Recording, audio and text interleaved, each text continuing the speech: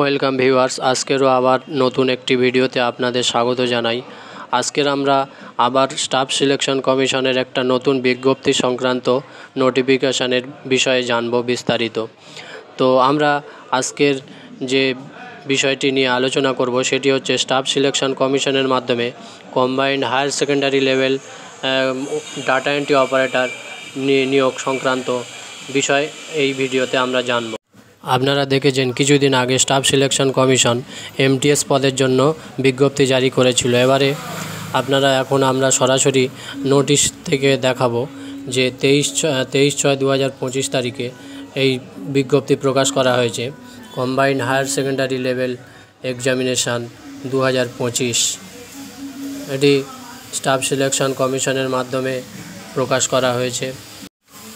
এবারে আমরা দেখব কিছু গুরুত্বপূর্ণ ডেট, এইগুলো আপনারা জেনে নেবেন। যে অনলাইন সাবমিশন অফ অ্যাপ্লিকেশান হচ্ছে 23/6/2025 23/6/2025 তারিখ থেকে আবেদন শুরু হবে এবং আবেদন চলবে 18/7/2025 18/7/2025 তারিখ পর্যন্ত আবেদন করা যাবে। আবেদন করার জন্য কমিশনের ওয়েবসাইট ssc.gov.in এই সাইট থেকে আপনারা আবেদন করবেন। এবারে আমরা দেখব অনলাইনে ফিস পেমেন্টের লাস্ট ডেট হচ্ছে 19/7/2025 তারিখ। 19/7/2025 তারিখ পর্যন্ত আমরা ফিস পেমেন্ট করতে পারবো। এখন আমরা দেখব যে আমাদের অ্যাপ্লিকেশানে যদি কোনো ভুল থাকে সেটি কারেকশান করার জন্য 23/7/2025 থেকে 24/7/2025 তারিখের মধ্যে আমাদের কারেকশান করে নিতে হবে। এবারে এক্সামিনেশান ডেট টায়ার 1 এক্সামিনেশান হচ্ছে 28/9/2025 থেকে 18/9/25। টায়ার 2 এক্সামিনেশান 2026 ফেব্রুয়ারি-মার্চ এই মাসের মধ্যে হবে। তো টোল ফ্রি নাম্বার দেওয়া আছে, আপনারা এখান থেকে চাইলে কোনো হেল্পলাইন হিসাবে হেল্প নিতে পারেন। তো এবারে আমরা এখানে পে স্কেল দেখে নেব। পে স্কেল হচ্ছে লোয়ার ডিভিশন ক্লার্ক আছে এবং ডাটা এন্ট্রি অপারেটর আছে। লোয়ার ডিভিশন ক্লার্কের হচ্ছে বেতন 19,900 থেকে 63,200 টাকা এবং ডাটা এন্ট্রি অপারেটরের বেতন আছে 29,200 থেকে 92,300 পর্যন্ত। এছাড়া data entry operator grade A data entry operator এর জন্য আছে 25,500 থেকে 81,100। এবারে আমরা দেখব ভ্যাকান্সি, অর্থাৎ কতগুলি পোস্টে নিয়োগ করা হবে। তো আপনারা দেখতে পাচ্ছেন দেয়ার আর অ্যাপ্রক্স 3,131টি ভ্যাকান্সি আছে এবং এখানে লেখা আছে however number of vacancy will be determined in due course, অর্থাৎ এই যে ভ্যাকান্সি আছে এটি কিছু বাড়তে বা বাড়তে পারে। তো আমরা এখন দেখে নেব এর কিছু গুরুত্বপূর্ণ অংশ, কারা কারা আবেদন করতে পারবেন। এখানে দেখতে পাচ্ছেন সিটিজেন অফ ইন্ডিয়া, অর্থাৎ ভারতের নাগরিক, নেপালের বাসিন্দা এবং ভুটানের নাগরিক হলে তারা আবেদন করতে পারবেন। এছাড়া পাকিস্তান, বার্মা, শ্রীলঙ্কা এই সব দেশ থেকে যারা সরাসরি ভারতবর্ষে এসে স্থায়ীভাবে বাসিন্দা হয়ে গেছেন তারা আবেদন করতে পারবেন। এখন আমরা দেখব এজ লিমিট। তো আপনারা দেখতে পাচ্ছেন এজ লিমিট 1/6/2026 এই হিসাবে আপনাদের এজ লিমিট থাকতে হবে 18 থেকে 27 বছরের মধ্যে। 18 থেকে 27 বছরের মধ্যে আপনাদের বয়স থাকতে হবে, তাহলে আপনারা আবেদন করতে পারবেন। অর্থাৎ 2/1/1999 থেকে 1/1/2008 ভিতরে যাদের বয়স তারা আবেদন করতে পারবে।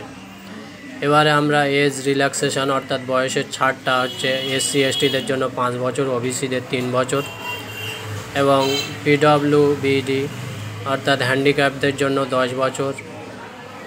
এই রকম বিভিন্ন বয়সের ছাড় আছে সরকারি নিয়ম অনুযায়ী। এবারে আমরা নিচের দিকে স্ক্রল করলে দেখতে পাবেন এক্সামিনেশান। এছাড়া আরও নিচের দিকে আমরা চলে যাব। এখান থেকে আমরা আরও নিচের দিকে স্ক্রল করলে দেখতে পাবেন। এখন আমরা দেখব যে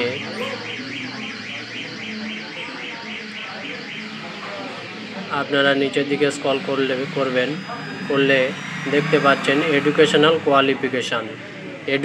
কোয়ালিফিকেশান কী চাওয়া হয়েছে, অর্থাৎ এখানে 1/1/2026 হিসাবে আপনাদের data entry operator grade A, ministry of consumer affairs, এই পোস্টের ক্ষেত্রে আপনাদের 12 পাস অর্থাৎ হায়ার সেকেন্ডারি পাস হতে হবে উইথ ম্যাথমেটিক্স, মানে আপনাদেরকে ম্যাথমেটিক্স বিষয় নিয়ে অঙ্ক অর্থাৎ সায়েন্সে হায়ার সেকেন্ডারি পাস করলেই আপনারা এই পদে আবেদন করতে পারবেন। এছাড়া data entry operator grade A এই পদের জন্য আপনাদের শুধুমাত্র যে কোনো শাখায় 12 পাস হলে হবে। তো আমরা এবারে কিছু তথ্য জেনে নেব হাউ টু অ্যাপ্লাই, অর্থাৎ আপনারা কীভাবে আবেদন করতে পারবেন। তো আবেদন করতে গেলে আপনাদের অনলাইনে এই এসএসসি অর্থাৎ স্টাফ সিলেকশন কমিশন এর অফিসিয়াল ওয়েবসাইট ssc.gov.in এই সাইটের মাধ্যমেই আপনাদের আবেদন করতে হবে। এছাড়া আপনারা এই গুগল প্লে স্টোর থেকে এসএসসির অ্যাপ ডাউনলোড করে আপনারা তার মাধ্যমে আবেদন করতে পারবেন। এখন আমরা দেখব যে অ্যাপ্লিকেশান ফি, অর্থাৎ অ্যাপ্লাই করতে গেলে কত টাকা ফিস পেমেন্ট করতে হবে। তো আপনারা দেখতে পাচ্ছেন সমস্ত জেনারেল ক্যান্ডিডেটদের জন্য 100 টাকা ফিস পেমেন্ট করতে হবে এবং বাকি যারা SC ST আছে তাদের জন্য বা ওমেন অর্থাৎ মহিলা ক্যান্ডিডেটের জন্য কোনো ফিস পেমেন্ট করতে হবে না। ফিস পেমেন্ট করা যাবে ভীম, UPI, নেট ব্যাঙ্কিং এই সব মাধ্যমে আপনারা ফিস পেমেন্ট করতে পারবেন। এবারে আমরা দেখব এক্সামিনেশান সেন্টার। তো আমরা যেহেতু পশ্চিমবঙ্গের বাসিন্দা, তো আমরা ইস্টার্ন রিজিয়ন অর্থাৎ পূর্বাঞ্চলের যেসব সেন্টার আছে সেই সব সেন্টারের জন্য আমরা আবেদন করতে পারবো। পূর্বাঞ্চলে আপনাদের এখানে আছে পরীক্ষা সেন্টার আছে কলকাতা 1 নম্বরে আছে, কলকাতা। আসানসোল আছে আমাদের পশ্চিমবঙ্গের ভিতরে, বর্ধমান, দুর্গাপুর, শিলিগুড়ি, ধানবাদ, জামশেদপুর, রাঁচি, বিহারের রাঁচি আছে, উড়িষ্যার বালাসোর আছে, বহরমপুর আছে পশ্চিমবঙ্গের ভিতরে। তো আমরা এই সব জায়গার বেছে নিয়ে আমরা অ্যাপ্লাই করে দেব। আমরা এখন নিচের দিকে স্ক্রল করলে আপনারা পরীক্ষা সংক্রান্ত বিভিন্ন বিষয় জানতে পারবে, অর্থাৎ টায়ার 1 টায়ার 2 দুটি সেশনে পরীক্ষা হবে। তো আপনারা এগুলো আমাদের ডেসক্রিপশানে দেওয়া লিঙ্ক থেকে নোটিশটি ডাউনলোড করে নিতে পারেন বা অফিসিয়াল সাইট থেকে ডাউনলোড করে এগুলি ভালোভাবে দেখে নেবেন। তো এখানে দেখতে পাচ্ছেন পরীক্ষা হবে টায়ার 2তে mathematical ability, reasoning and general intelligence section 1-এ। সেকশন 2তে হবে ইংলিশ ল্যাঙ্গুয়েজ অ্যান্ড কম্প্রিহেনশান। এছাড়া থাকবে জেনারেল অ্যাওয়ারনেস। সেকশন 3তে থাকবে কম্পিউটার নলেজ টেস্ট এবং সেকশন 4-এ স্কিল টেস্ট অর্থাৎ বা টাইপিং টেস্ট। এইভাবে আপনাদের বিভিন্ন পর্যায়ে পরীক্ষা নেওয়া হবে। তো এগুলো আমরা ডেসক্রিপশানে দেওয়া লিঙ্ক থেকে আপনারা দেখে নেবেন। নিচের দিকে স্ক্রল করলে আরও তথ্য জানতে পারবো আমরা।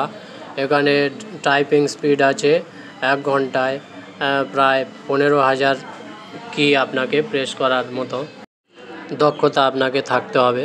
তো আমরা আরও নিচের দিকে স্ক্রল করলে আরও বিষয় আছে, আমরা অতটা ডিটেলস এখন আমরা এখানে এক ভিডিওতে বললে অনেক লম্বা হয়ে যাবে। তো আপনারা এগুলো ভালোভাবে দেখে নেবেন। কম্পিউটারে কোন কোন বিষয়ে নলেজ থাকতে হবে, বেসিক কম্পিউটারের নলেজ এবং সফটওয়্যারের কিছু নলেজ থাকলেই আপনারা আবেদন করতে পারবেন। তো ভিডিওটি এখানেই শেষ করছি। আপনারা যারা উচ্চ মাধ্যমিক পাস আছেন এবং কম্পিউটারের নলেজ আছে আপনারা আবেদন করতে পারেন।